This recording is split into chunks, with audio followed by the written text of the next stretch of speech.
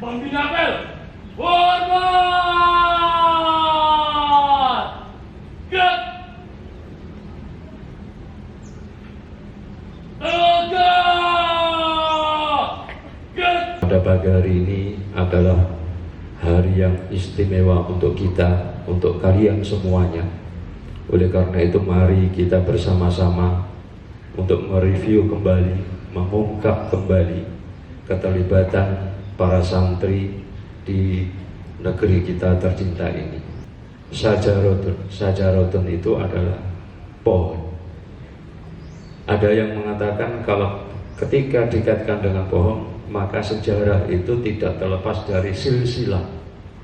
Seperti tumbuhnya pepohonan, tidak bisa lepas dari akar, tidak lepas dari batang, tidak bisa lepas dari dahan, dan seterusnya. Semuanya ada keterkaitan. Salah satunya adalah yang kita pakai pada hari ini. Ini yang harus kita ketahui. Maka sejenak saya minta waktu kepada anak sekalian, kita renungkan bersama. Pada hari ini kita menggunakan sarung. Sarung itu ceritanya dulu itu bahwa para masyayikh kita, para tokoh kita, untuk menanamkan semangat perjuangan kepada penjajah. Karena nenek moyang kita dulu itu sulit untuk diajak bicara karena keterbatasan pengetahuan dan pemahamannya. Nek gak dicontoni angel pahami. Nah, pada zaman itu untuk membenci penjajah, baik itu Belanda maupun Jepang, maka salah satu cara adalah kita tidak berbuat sama seperti mereka, baik itu di bidang budayanya, budaya dalam komunikasi maupun budaya dalam cara pergaulan. Zaman itu untuk menanamkan kebencian bangsa kita kepada penjajah, salah satu fatwa dari para masyayikh kita adalah para penjajah dulu menggunakan celana, baju yang rapi, berdasi. Salah satunya adalah fatwa yang diberikan, barang siapa yang menyerupai penjajah maka haram hukumnya pakaiannya. Maka di pesantren-pesantren waktu itu difatwakan wajib memakai sarung, haram hukumnya memakai celana waktu itu karena ada filosofi tersendiri. Jadi itu sejarahnya sarung. Jadi orang memakai sarung itu tidak ngawur, punya sejarah. Satu itu. Yang kedua, bahwa salah satu syariat yang menganjurkan menutup aurat itu adalah juga melaksanakan tuntunan agama. Rasulullah hanya menyampaikan menutup aurat, tapi tidak disebutkan modelnya seperti apa. Jadi Rasulullah pada waktu itu kewajiban menutup aurat itu hanya ditekstualkan menutup aurat. Tidak pernah ada penjelasan model tutup aurat. Kemudian yang kedua, anak-anak sekalian yang saya banggakan, hari ini peringatan lahirnya hari santri, biar kalian tahu posisi santri. Jadi sangat membanggakan dan luar biasa. Di era penjajah zaman Belanda dan penjajah Inggris dan penjajah Jepang, para santri dan masyayikh sudah bergabung untuk ikut merebut kemerdekaan ketika masa penjajahan. Kalian mungkin pernah mendengar yang namanya bambu runcing. Ya, bambu runcing dalam sejarah nanti dibuka. Bambu runcing itu adalah salah satu senjata yang ampuh yang dikomandani oleh beliau Kiai Haji Subakhi dari Parakan, Magelang, Jawa Tengah. Dengan bersenjatakan bambu runcing, para santri, para kiai, para masyarakat yang bergabung yang notabene beragama Islam ini begitu bangga dan begitu semangat hanya berbekal bambu runcing yang pada akhirnya juga bisa mengalahkan para penjajah. Ini di era penjajahan, para santri dan masyayikh itu sudah ikut terlibat langsung di dalam perebutan kemerdekaan Republik kita ini.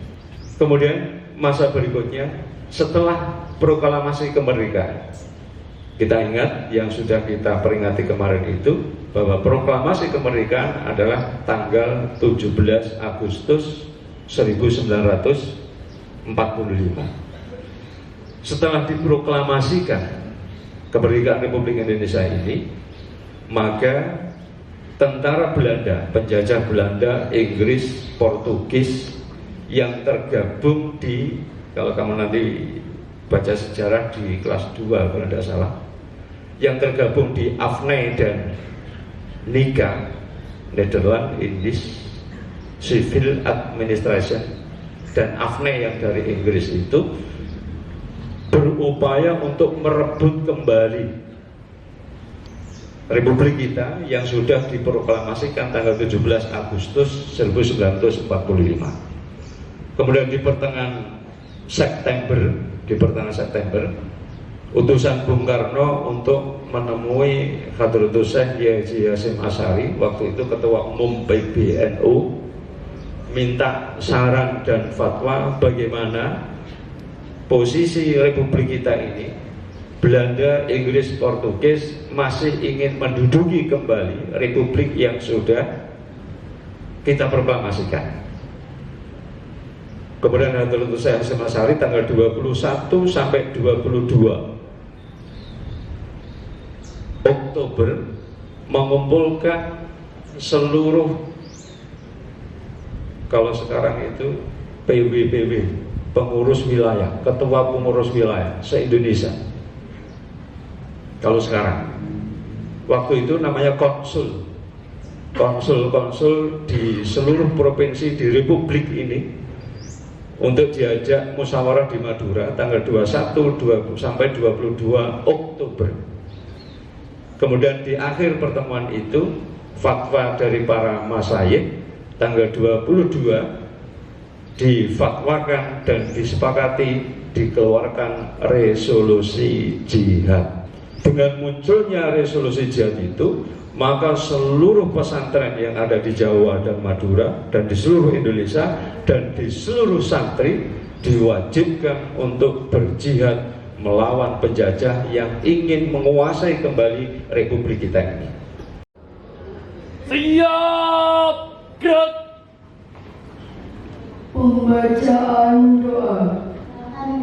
Kama yanbaghi jalali wajhikal karim wa 'azimi sultani. Ya Allah, ya Tuhan kami, tunjukkanlah kami pada jalan yang lurus, yaitu jalannya orang-orang yang telah Engkau beri nikmat, dan bukan jalannya orang-orang yang telah Engkau murkai dan orang-orang yang sesat.